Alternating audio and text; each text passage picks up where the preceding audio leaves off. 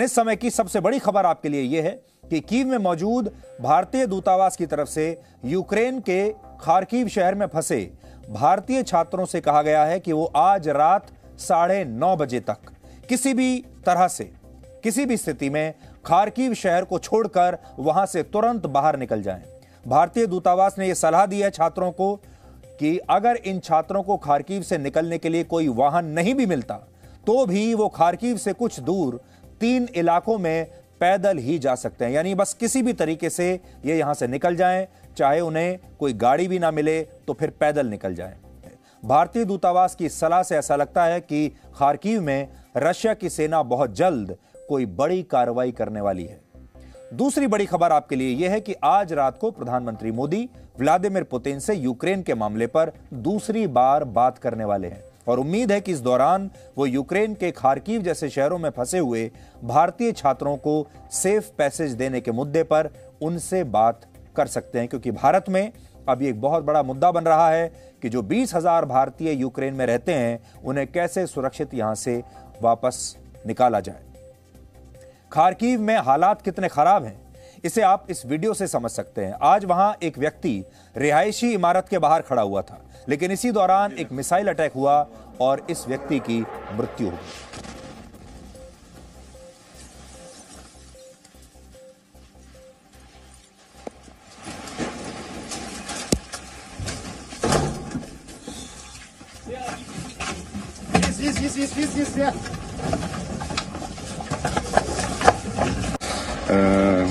Сбор денег снова.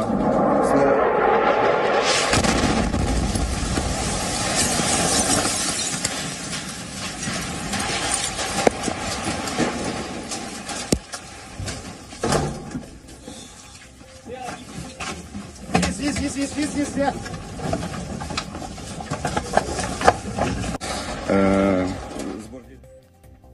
अब तक 17,000 भारतीय नागरिक यूक्रेन छोड़कर पोलैंड और रोमानिया जैसे पड़ोसी देशों में सुरक्षित पहुंच चुके हैं और ऑपरेशन गंगा के तहत कुल मिलाकर 16 फ्लाइट्स में 3,352 नागरिकों को इवैक्यूएट करके भारत लाया जा चुका है। इसके अलावा अगले 24 घंटे में 15 और फ्लाइट्स वहां से भारत आने वाली हैं और भारतीय वायुसेना के 4 विमान लगभग 800 भारतीय छात्रों को लेकर आज देर रात तक भारत पहुंचने वाले हैं।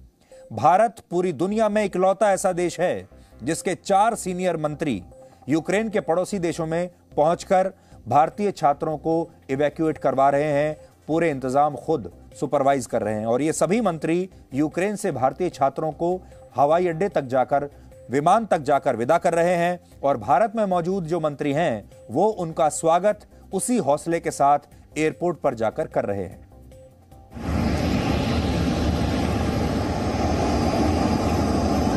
पानी की कमी ना हो।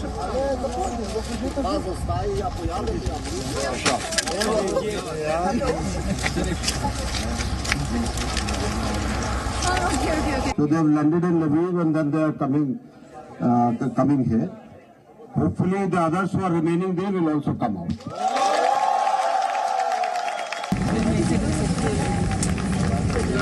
प्रधानमंत्री श्री नरेंद्र मोदी जी, उनके चरण रिजिजू जी जो यहाँ आए हुए हैं। अब आप सब लोगों को सुरक्षित वापस हम लोग भेज रहे हैं और मैं यहीं हूँ और अपने सभी दोस्तों को भी कह देना। My name is Smriti Irani. I'm here to welcome you all back on behalf of every Indian. Welcome back home. Bharat माता की जय! भारत माता की जय! भारत माता की जय! जय हिंद! जय हिंद!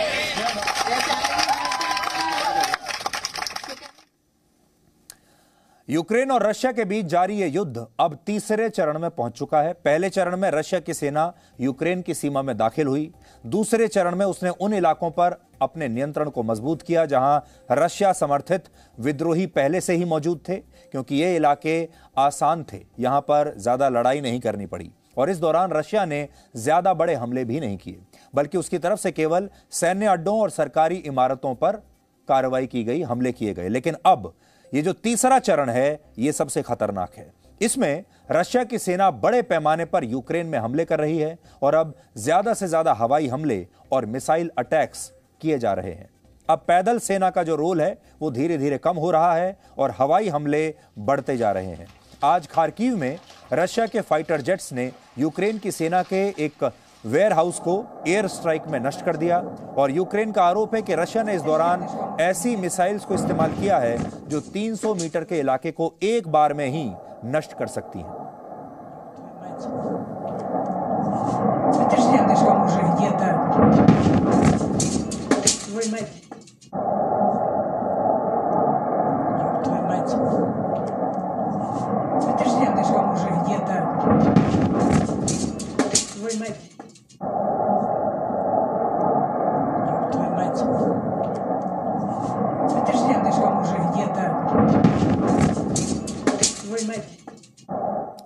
खार्किव में ही आज रशिया ने यूक्रेन के एक तोपखाने को भी बम धमाके में उड़ा दिया और ऐसा बताया जा रहा है कि हमले के दौरान यहां यूक्रेन के कुछ सैनिक भी मौजूद थे और ये सैनिक अपनी आखिरी सांस तक इस तोपखाने में रखे हथियारों की रक्षा करते रहे और आखिर में उन्होंने अपनी जान दे दी।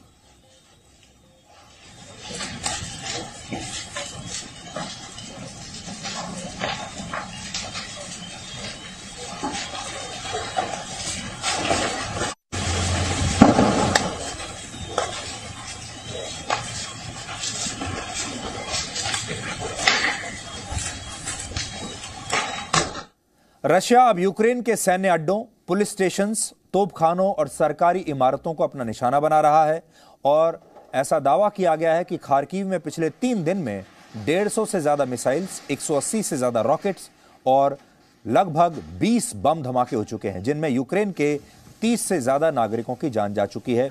कल खार्किव में ही हमारे भारत के नवीन नाम के एक भारतीय छात्र की ऐसे ही एक हवाई हमले के दौरान मृत्यु हो गई थी।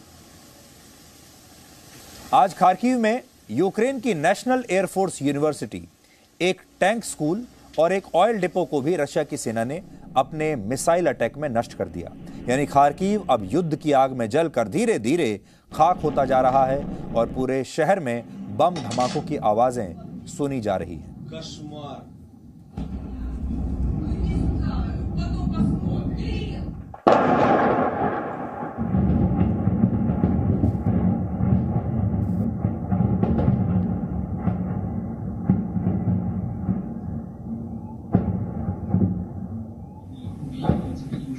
Боже, сейчас нахрен все сгорит. Боже, оно дальше потекло. Хоть бы деревья не зацепило, Господи. इस समय यूक्रेन का 70% हिस्सा युद्ध की आग में जल रहा है और रशिया की सेना का यह दावा है कि उसने दक्षिणी यूक्रेन में स्थित खैरसॉन इलाके पर अपना कब्जा पूरा कर लिया है। यानी इस इलाके पर उसने पूरा कब्जा कर लिया है और वहां के हवाई अड्डों को भी नष्ट कर चुके हैं ये लोग। पूर्वी यूक्रेन के दानियस्क और मैरियोपोल और डोनबास प्रांत में भी रशिया की सेना बहुत मजबूत स्थिति में पहुंच गई है और दोनियस्क पूर्वी यूक्रेन का वही क्षेत्र है जिसे व्लादिमीर पुतिन ने स्वतंत्र राष्ट्र के रूप में मान्यता दे दी है। इसी तरह उत्तरी यूक्रेन में स्थित यूक्रेन के दूसरे बड़े शहर खार्किव में रशिया की सेना नियंत्रण की लड़ाई इस समय लड़ रही है और खार्किव के गवर्नर ने कहा है कि यहां किसी भी समय रशिया की सेना का पूरा कब्जा हो सकता है। इसके अलावा बेलारूस से भी रशिया की सेना कीव की तरफ बढ़ रही है और कीव की घेराबंदी के लिए रशिया ने अब जबरदस्त तैयारी कर ली है। यूक्रेन का आरोप है कि रशिया के 20 से ज्यादा फाइटर जेट्स, 100 टैंक्स और 10,000 सैनिक इस समय कीव को घेर कर खड़े हुए हैं। इसके अलावा मैरियोपोल में भी आज यूक्रेन और रशिया की सेना के बीच सैन्य संघर्ष हुआ है जिसमें भारी गोलीबारी हुई और कई सरकारी इमारतों को नुकसान पहुंचा है।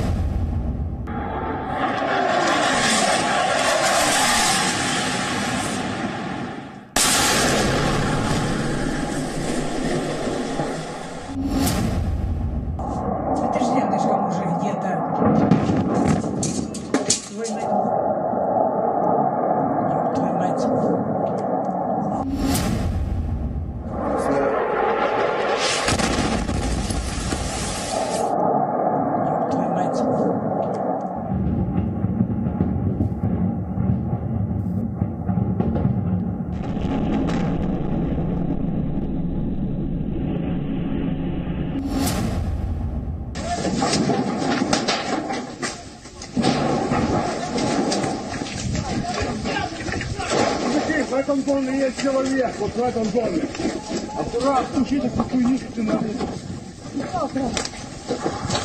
Давай.